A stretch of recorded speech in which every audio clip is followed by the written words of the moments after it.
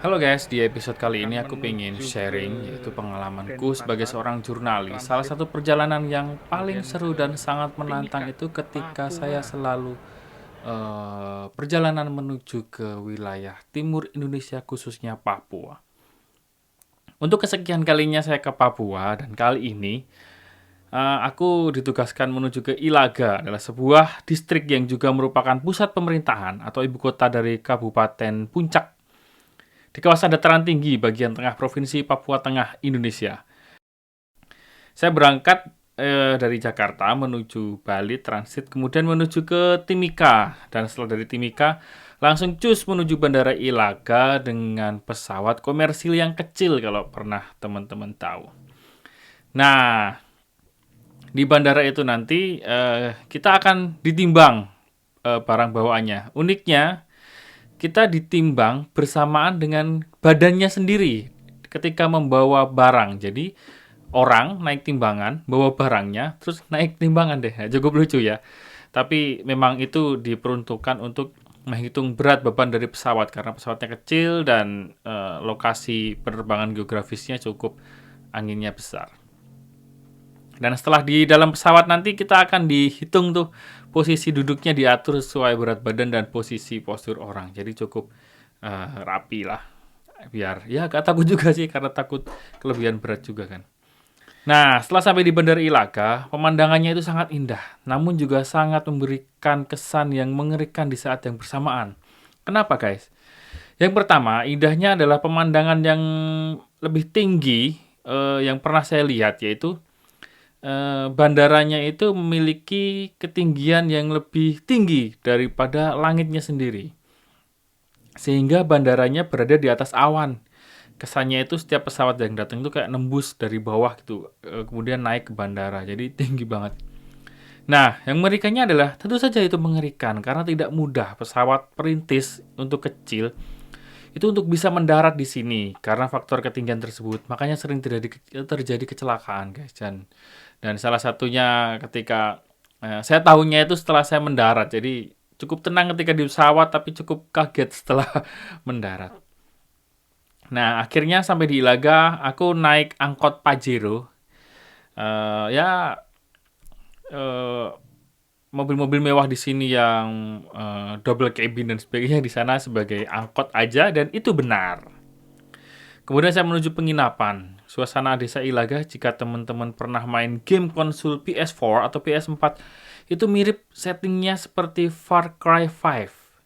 Nah, di Far Cry itu kan banyak rumah yang jarang-jarang, kemudian pohon-pohon, sesemak, dan kemudian gunung, rumah jarang-jarang, banyak gereja dan sebagainya. Ya seperti itulah Ilaga.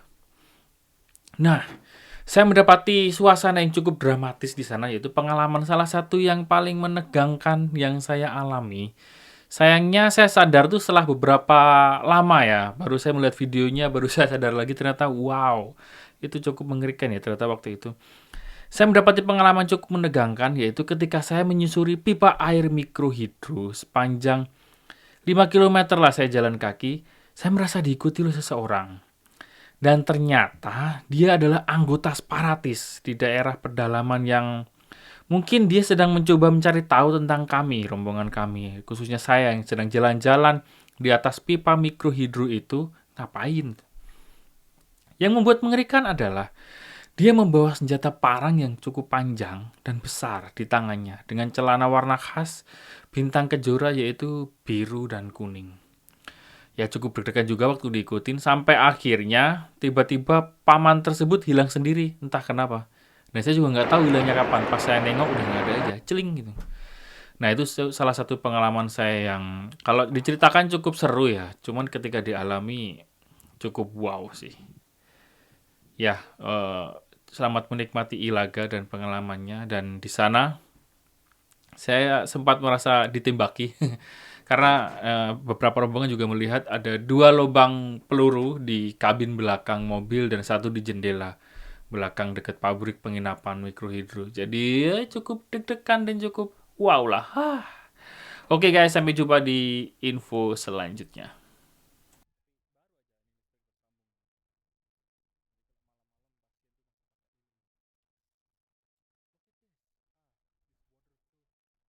ada puskesmas. Sebelum ada listrik di sini, oksigen tuh sering mati karena cuma mengandalkan surya. Tapi baru aja ini listrik tersambung kan. Jadi kalau malam-malam pasien tuh masih pakai lilin. Look at this, this wonderful view. Ada masjid, lingkungannya dingin, indah. Jadi transportasi di sini harus numpang-numpang. Saya tadi turun ke jembatan numpang patroli, sekarang numpang mobil puskesmas.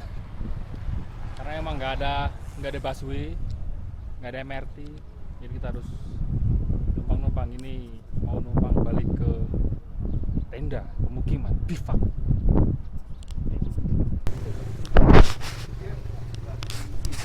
Kita kembali ke penginapan. Inilah penginapan termahal kita. Mahal karena kebutuhan, bukan karena fasilitas. Kita naik tangga, lantai setengah. Di sini kayu semua karena emang semen mahal. Semen satu seknya 2 juta. Kita naik. Aduh. Tinggi juga.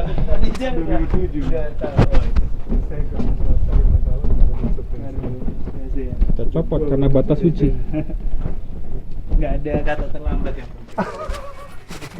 Assalamualaikum. Permisi. Dari mana? Dari puskesmas, Pak. Oh, Ambil stok gambar sama wawancara. wawancara.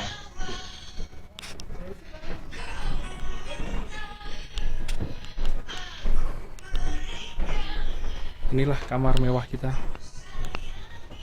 Ini mewah sekali loh di sini. Ada listrik. Udah itu mewah.